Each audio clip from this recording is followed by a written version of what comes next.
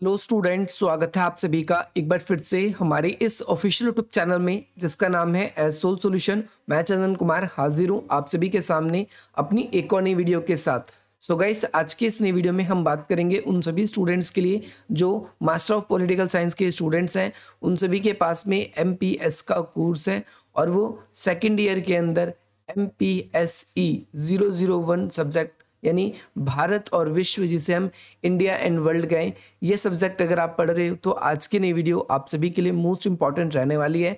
आज की इस वीडियो में हम डिस्कस करेंगे उन सभी ऑल इम्पॉर्टेंट क्वेश्चंस की जो आप सभी को 2023 के पेपर में देखने को मिल सकते हैं।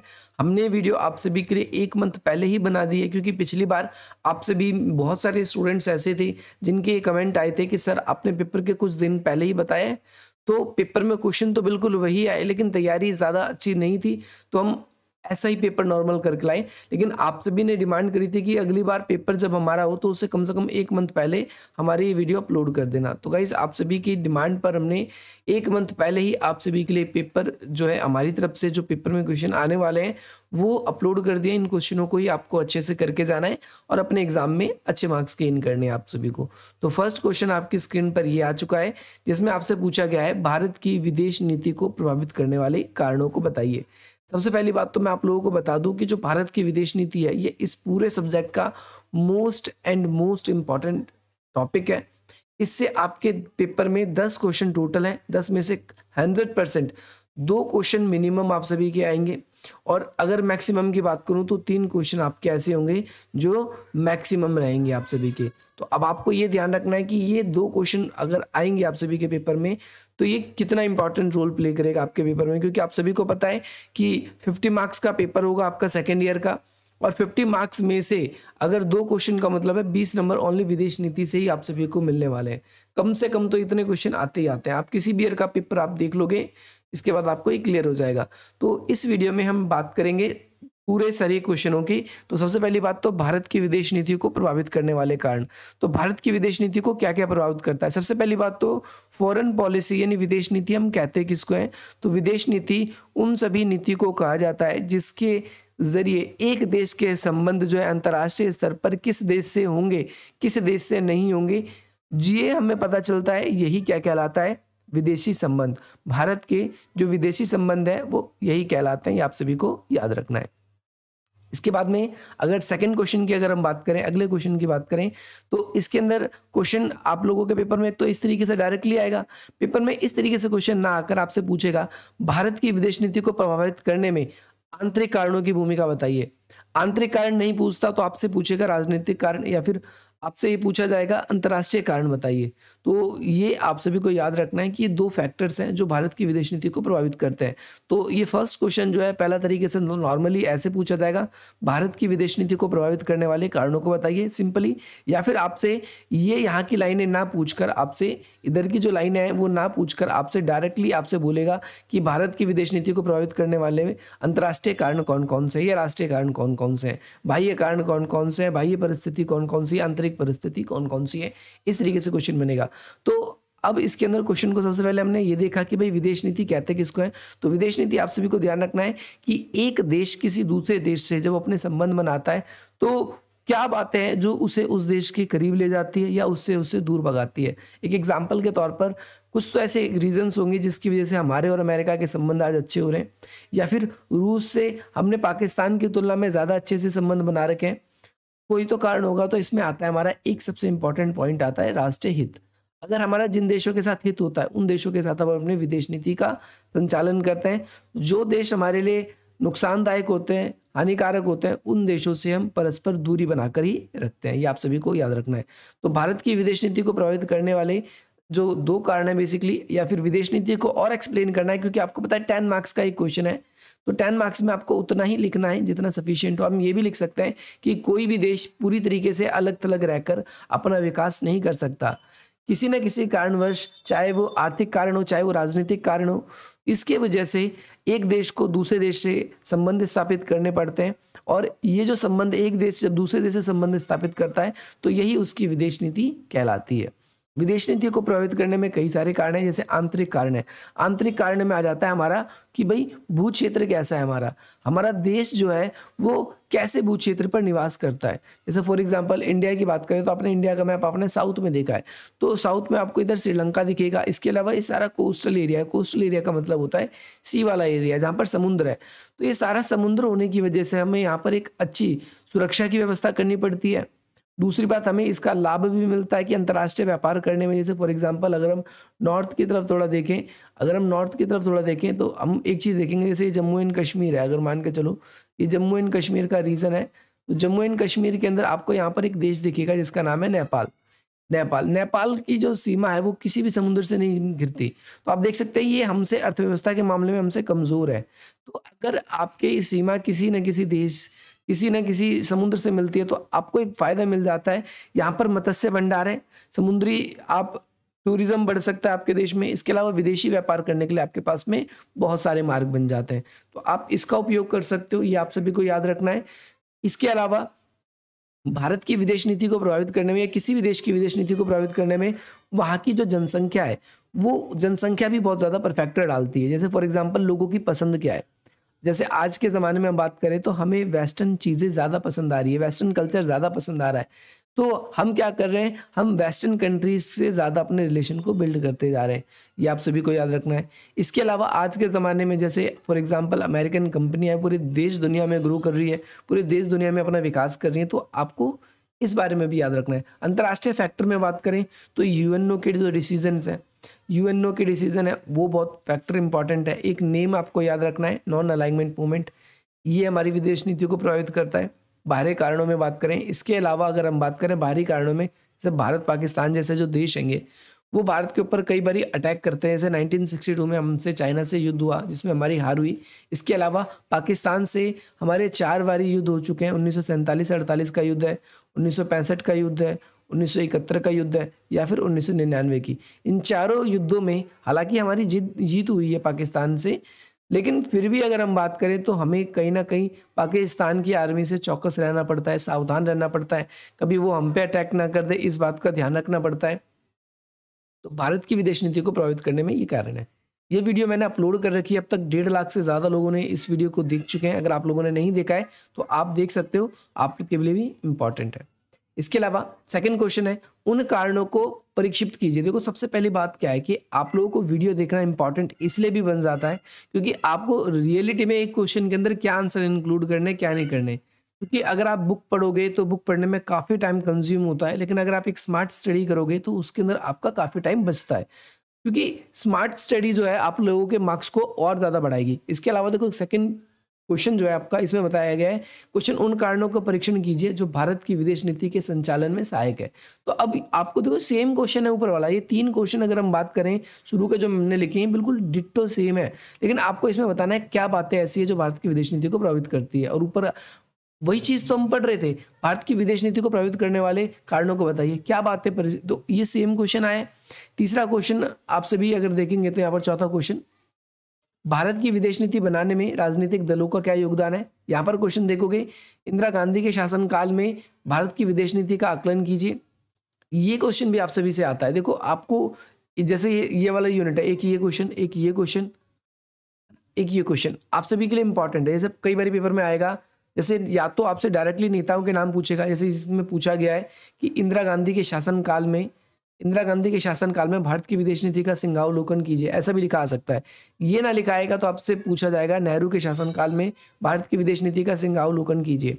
आपसे ये भी नहीं पूछा जाता तो आपसे पूछा जाएगा कि नेहरू के पश्चात जो भारत की विदेश नीति है तो उसमें आपको लाल बहादुर शास्त्री के बारे में बताना होगा, उनकी विदेश नीति का संचालन कीजिए। ये भी नहीं पूछा जाता 1977 से 1980 तक आप सभी को बताएं भारत के अंदर जनता पार्टी की सरकार रही। किसकी सरकार रही? जनता पार्टी की। तो आपसे पेपर में ये पूछा जा सकता है कि भाई भारत की विदेश नीति को प्रभावित करने में जनता पार्टी की शासनकाल में सिंहावलोकन कीजिए भारत की विदेश नीति का।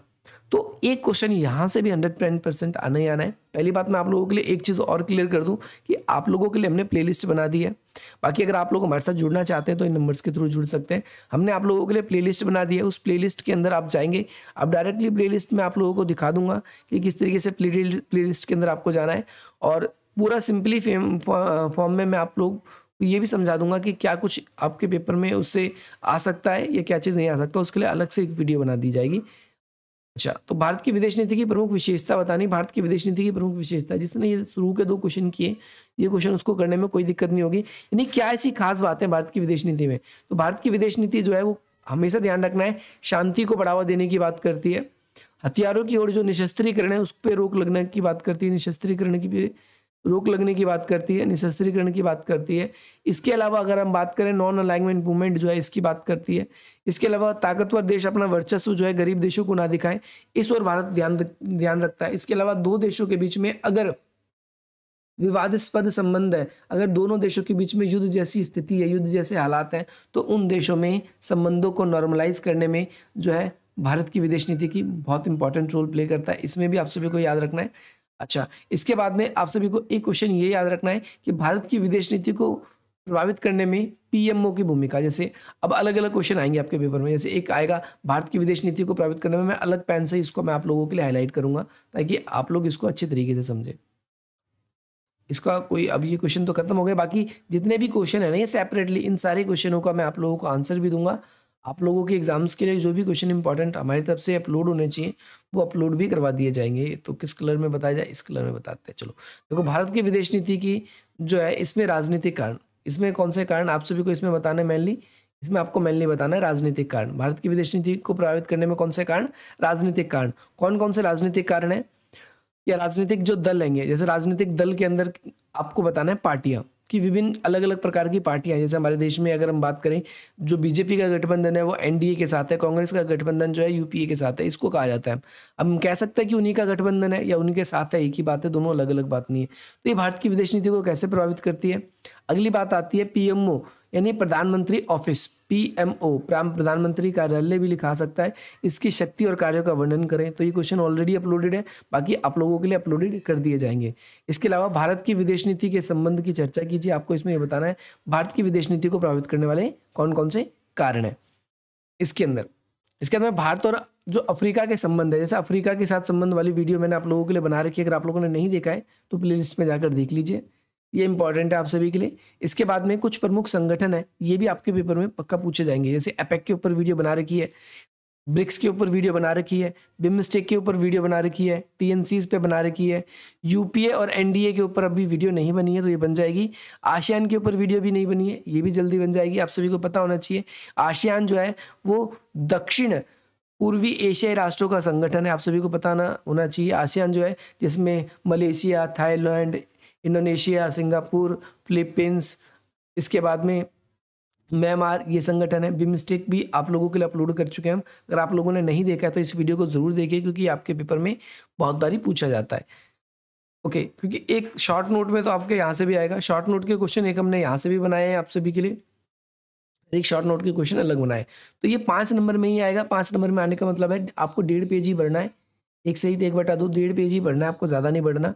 और अगर बात करें जैसे 10 नंबर का क्वेश्चन आता है तो इसमें आपको 3 पेज भरने हैं, क्योंकि आपको पेपर में टाइम भी तो केवल 2 घंटे का ही, 2 आवर्स का ही टाइम मिलेगा, तो आपको इसीलिए उसी हिसाब से टाइम को मैनेज करते हुए चलना है। बाकी आपकी स्पीड अच्छी है तो आप और भी टाइम और भी पेजेस दे सकते हो, आप सभी को ध्यान रखना है।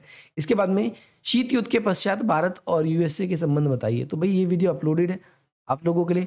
भारत और यूएसए के संबंध की बात करें तो ज़्यादा अच्छे संबंध तो शीत युद्ध के बाद ही हुए हैं, क्योंकि शीत युद्ध के काल तक हम देखते हैं भारत का जो पल रहा है वो किसके साथ जुड़ाव रहता है। भारत का जो पल रहा है वो बेसिकली यूएसएसआर के साथ भारत का जुड़ाव दिखता है। और जब यूएसएसआर का डिक्लाइन हुआ, सोवियत संघ का विघटन हुआ, तो भारत ने जब से अपनी क्या क्या एलपीजी मॉडल को अपनाया है उसके बाद से ही भारत और यूएस के जो रिलेशन है वो थोड़े से अच्छे होने लगे। इसके अलावा यूएस जो है भारत के अंदर एक काफ़ी बड़ा विकासशील देशों का बाजार देखता है। भारत के अंदर काफ़ी बड़ी पॉपुलेशन ऐसी है जो बेरोजगार है, जिसके कारण अमेरिका की बहुत सारी कंपनियां अपना जो काम हैगा वो सस्ते दामों पर भारतीयों से करवा लेती है, इसीलिए भी भारत के लिए अमेरिका इंपॉर्टेंट है। इसके अलावा भारत के अंदर जैसे आप आईफोन ही देखो तो बहुत सारे यूजर्स हैं उसके, तो इस तरीके से अमेरिका को ऐसा लगता है कि हमारी जो भी प्रोडक्ट है उसका जो मार्केट है वो इंडिया के अंदर काफ़ी ज़्यादा हो सकता है। इंडिया में बढ़ती पॉपुलेशन के कारण देख रहे हो आप कि जो ई कॉमर्स वेबसाइट है जैसे अमेजोन, फ्लिपकार्ट या फिर और तो वो व्यक्ति के पास टाइम नहीं है, लेकिन उसको घर बैठे बैठे सामान डिलीवर कर रही है, उसको बाहर जाने की ज़रूरत नहीं है। तो यहाँ पर हमारे इंडिया के अंदर ये काफ़ी इंपॉर्टेंट रोल प्ले करता है दोनों के रिलेशन में। शीत युद्ध के पश्चात अगर हम बात करेंगे तो भारत और यूएसए के संबंध बिगड़े भी हैं। जैसे भारत ने अपना पोखरण सेकंड किया था, जब पोखरण सेकंड किया था, आप सभी को पता है पोखरण सेकंड जो है 1998 में अटल जी के कार्यकाल में हुआ था। उस समय अमेरिका ने हमें सीधी चेतावनी भी दे दी थी, जब हम अपना क्या कहते हैं परमाणु परीक्षण कर रहे थे, तो डायरेक्टली यूएसए ने चेतावनी भी दे दी थी, अगर आपने परीक्षण किया तो हम आप पे वॉर करेंगे। इसके अलावा एक बात आपको, एक फैक्टर आपको इसका भी याद रखना है कि जो अमेरिका आएगा, अमेरिका ने भारत के ऊपर उसके बाद में बहुत सारे प्रतिबंध भी लगाए थे, लेकिन जैसे जैसे प्रतिबंध लगाए गए समय के साथ साथ वो प्रतिबंध धीरे धीरे कम होते गए। भारत अपनी स्थिति को डायरेक्टली मजबूत कर रहा है। और भारत ने जब परमाणु परीक्षण किया था तो उसने एक बात भारत ने ये भी कही थी कि हम अपनी क्षमता, जो परमाणु क्षमता, उसको न्यूनतम रखेंगे, लेकिन हम इसका उपयोग केवल अपने देश की सुरक्षा के लिए करेंगे। कोई भी देशों को डराने, धमकाने या फिर उसके ऊपर आक्रमण करने की दृष्टि से हम बिल्कुल भी ऐसा नहीं करेंगे। ये आप सभी को याद रखना है।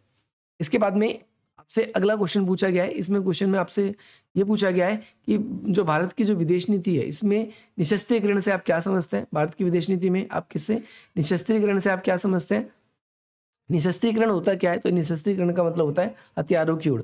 तो भारत की निशस्त्रीकरण की भूमिका, एक तो ये पेपर में क्वेश्चन आएगा, या सिंपली आएगा कि भाई निशस्त्रीकरण से आप क्या समझते हैं, हथियारों की ओर से क्या समझते हैं, और अंतर्राष्ट्रीय स्तर पर निशस्त्रीकरण को कम करने के लिए क्या व्यवस्था की गई है। तो अंतर्राष्ट्रीय स्तर पर बहुत सारी जैसे संस्थाएं, IAEA से अगर हिंदी में बात करें तो अंतर्राष्ट्रीय आणविक ऊर्जा एजेंसी, ये कार्य करती है, परमाणु पे कंट्रोल करती है। इसके अलावा बहुत सारी संधियां हुई है, NPT हुई है, CTBT हुई है, इसके बाद में SALT 1 SALT 2, ऐसे START 1 START 2, ऐसी बहुत सारी ट्रीटीज हुई है। अगर हम बात करें, है ना, मॉस्को बॉन्ड समझौता, तो ये बेसिकली परमाणु को मिनिमाइज करने के लिए की गई है, हथियारों की होड़ को मिनिमाइज। और यहाँ पर निशस्त्रीकरण का मतलब केवल परमाणु हथियार से ही नहीं है।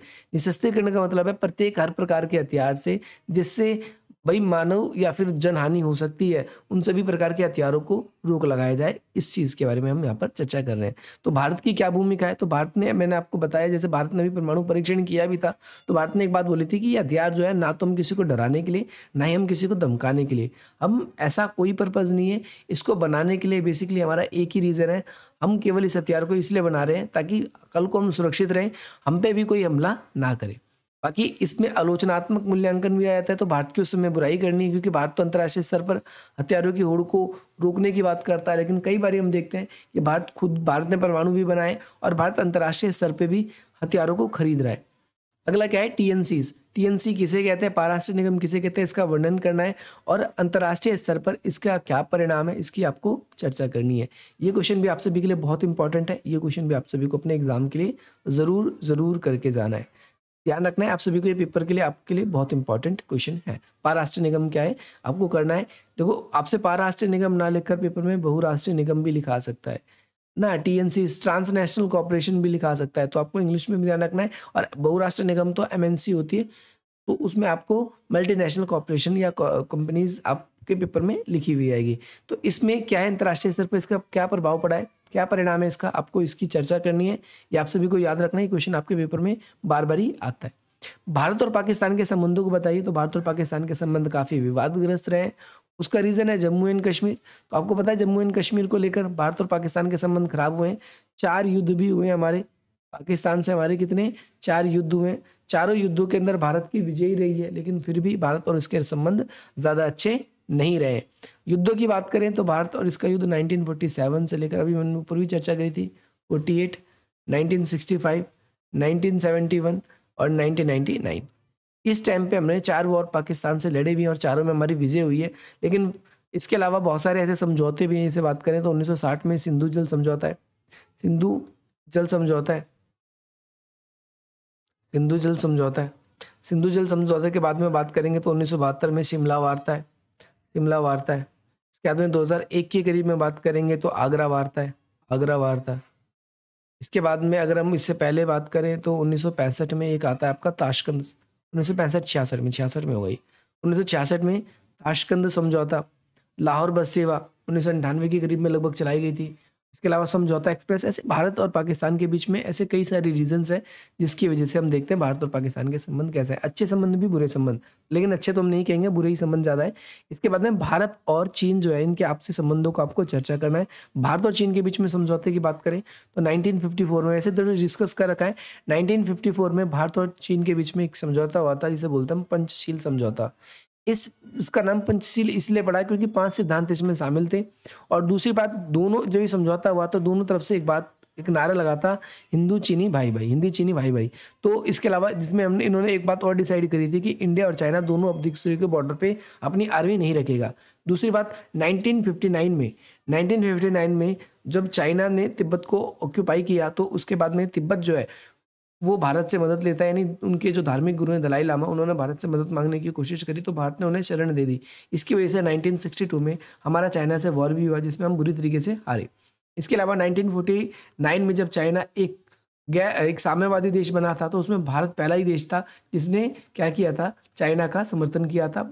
एक राष्ट्रीय नाम देने में भारत की मुख्य भूमिका थी, उनको मान्यता देने में भारत की मुख्य भूमिका थी। इसके अलावा 1989 के बाद में, युद्ध के बाद तो संबंध बिल्कुल बेकार है, 1989 में के करीब में और 87 के करीब में जो राजीव गांधी है उन्होंने क्या किया था, जब 85 में वो पीएम बने तो 87 में उन्होंने चीन की यात्रा करी। इसके बाद में दोनों के देशों के बीच में बहुपक्षीय व्यापार को बढ़ावा दिया, दोनों देशों के बीच में जो है द्विपक्षीय व्यापार को बढ़ावा दिया और दोनों के व्यापारिक स्थिति ज़्यादा अच्छी है। इसके अलावा अलग अलग संगठन जैसे वहाँ पर हमारी बैठकें एक साथ होती है, जैसे ब्रिक्स की बात करें तो ब्रिक्स में इंडिया और चाइना दोनों ही शामिल है, तो दोनों देश एक दूसरे से मुलाकात करते हैं, मिलते भी हैं। इसके बाद में भारत और रूस के संबंधों को बताना है तो ये वीडियो मैंने आप लोगों के लिए ऑलरेडी अपलोड कर रखी है। भारत और मध्य एशिया के बारे में भी आपको बताना है, ये वीडियो भी मैंने अपलोड कर रखी है, अगर आप लोगों ने नहीं देखा है तो आप देख सकते हैं प्लेलिस्ट में जाकर।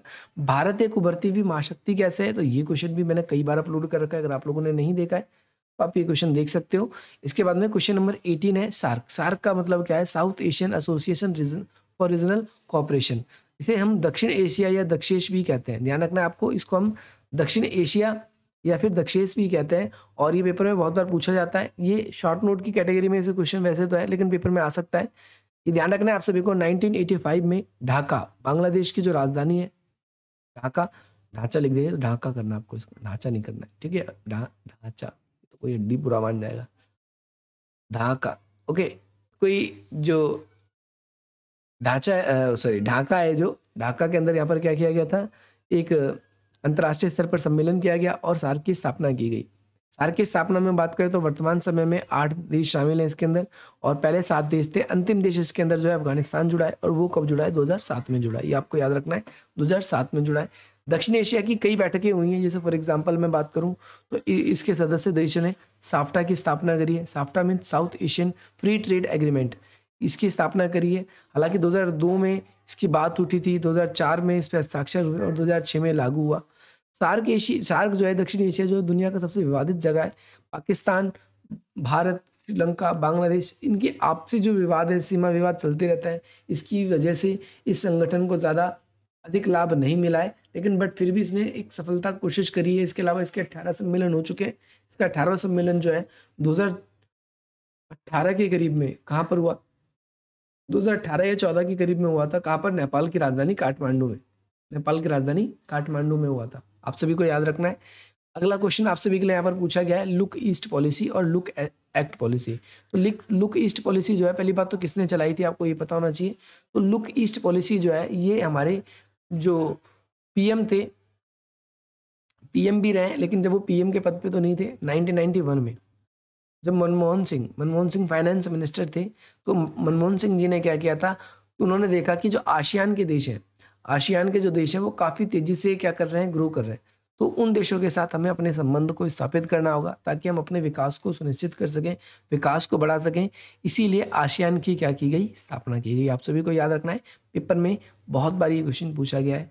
और एक्ट ईस्ट पॉलिसी ध्यान रखना है कि मई 2015 में जो नरेंद्र मोदी जी हैं उन्होंने क्या कहा है कि केवल देशों की तरफ देखने से कुछ नहीं होगा, हमें उन देशों के साथ प्रतिक्रिया करनी होगी, तो हमें उन देशों के साथ अच्छे संबंध बनाने होंगे। इसके अलावा भारत ने सिंगापुर, थाईलैंड और मलेशिया, इन 3 देशों से, स्पेशली सिंगापुर का नाम याद रखना है आप सभी को, सिंगापुर के साथ में हमने फ्री ट्रेड एग्रीमेंट भी कर रखा है। इसके अलावा जो सार्क हैगा, सार्क के अंदर एक सदस्य है जिसका नाम है म्यांमार। म्यांमार, ये म्यांमार जो है ये सार्क में भी है, ये बिम्स्टेक में भी है, इसके अलावा बिम्स्टेक के अलावा ये आसियान में भी है। तो भारत ने बेसिकली इन देशों से संबंध इसलिए अच्छे बनाए ताकि वो आसियान के अंदर भी अपना प्रभुत्व या फिर अपने आप को लेकर जा सके। भारत और जापान के संबंधों की व्याख्या कीजिए। ये क्वेश्चन अपलोड नहीं है, जल्दी अपलोड कर दिया जाएगा। कूटनिरपेक्षता के आंदोलन क्या है? कूटनिरपेक्ष आंदोलन क्या है? जिसे पेपर में नेम लिख कर भी आ सकता है। इसके कार्य और इसके उद्देश्यों का वर्णन करें। तो ये क्वेश्चन आपको कई बार करवाया जा चुका है। इसमें 3 लाख लगभग व्यूज हो चुकी है। अगर आप लोगों ने नहीं देखा है तो आप देख सकते हो। कूटनिरपेक्षता की आलोचना का वर्णन करें। ये क्वेश्चन भी बहुत इंपॉर्टेंट है, ये भी आप सभी के पेपर में पूछा जाता है। अगर आप लोगों ने नहीं देखा है तो ये क्वेश्चन भी ज़रूर देखिए। इसके अलावा यहाँ पर कुछ शॉर्ट नोट आप सभी के लिए हैं जो पेपर में आ सकते हैं, जैसे पीएमओ ऑफिस,